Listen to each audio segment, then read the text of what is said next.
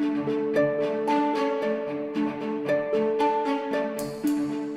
was in the state of Ohio. We were sitting around having lunch and somebody said to me, "Have you heard the story about the Australian airwoman who had her plane come down in a small town not far away from here in 1929? And I said, I had no idea. And so I thought, I have to look this story up. When Jessie came out to Australia, she came out with a co-pilot, a chap by the name of Bill Lancaster. And on the way, they struck up a close friendship. Bill was really more keen on her than she was on him. Jessie became very close friends with another young, tall, dark and handsome man by the name of Hayden Clark. They wrote to Bill and said, "Bill, we're going to get married." And Bill, on hearing this, couldn't believe it, and on the way back to Miami, he bought a handgun and ammunition.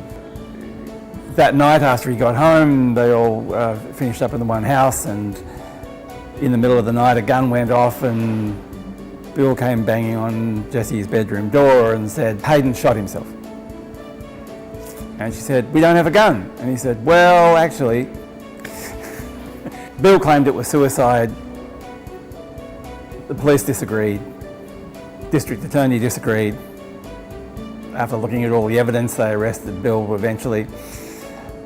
And a very famous trial ensued. Bill was acquitted.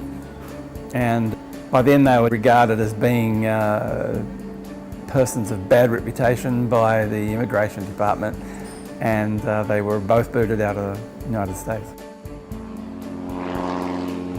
The previous book had been written and Bill's story had overshadowed Jessie's, and I felt by now Jessie had been the person who'd broken all the records, and she was the person who went on to have the famous aviator's career in America, and she really needed to have her story told. And it turned out that she'd written material which we could use to base our story on and allow her voice to be heard now.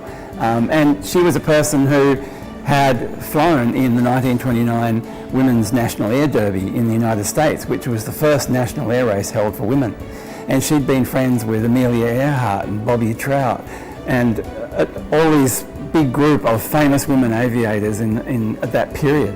At long last, I think, I've now given her the chance to speak for herself and to be able to tell her significant story.